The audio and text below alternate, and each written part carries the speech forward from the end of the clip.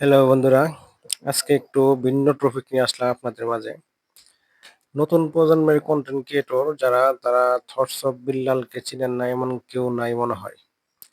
তো thoughts of Billal একটা বই লিখেছে, বইয়ের নাম হলো হৃদয় ভাঙার গর্জন।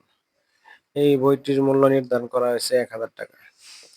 এই ৳১,০০০ মূল্য নির্ধারণ করা নিয়ে গত ৩ দিন যাবৎ শুধু এই নিউজগুলাই নিউজ ফিডে বারবার ঘুরতেছে। যারা সমালোচনা করতেছে, অনেক সময় দেখলাম বিল্লালের সাথে অনেক সেলফি তুলছে, অনেক ভিডিও শুট করছে। এখন তারাই আবার থটস অফ বিল্লালের এই ৳১,০০০ মূল্য নির্ধারণ নিয়ে সমালোচনা শুরু করছে। তা আমরা এমন একটা জাতি, এদের গেরাকলে পইড়া এরাই নিজেদের ভাইরাল করতেছে। মাঝখানে আমরা শুধু দর্শক হয়ে দেখতেছি।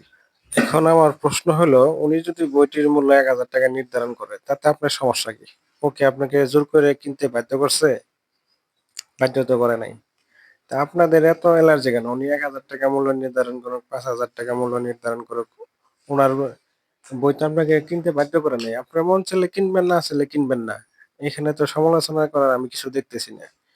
যদি পারেন তাহলে উনার সাথে আপনিও আরেকটা বই বের করে ৳২০০, ৳১০০, ৳৫০ নির্ধারণ করে বলেন যে, "ওর চেয়ে এই বই ভালো, আপনারা এই বইটা কিনেন।" শুধু সমালোচনা কইরা আর বাংলাদেশে কি নিউজের অভাব যে এই ভুয়া নিউজগুলো বারবার ছাপাইতে হবে?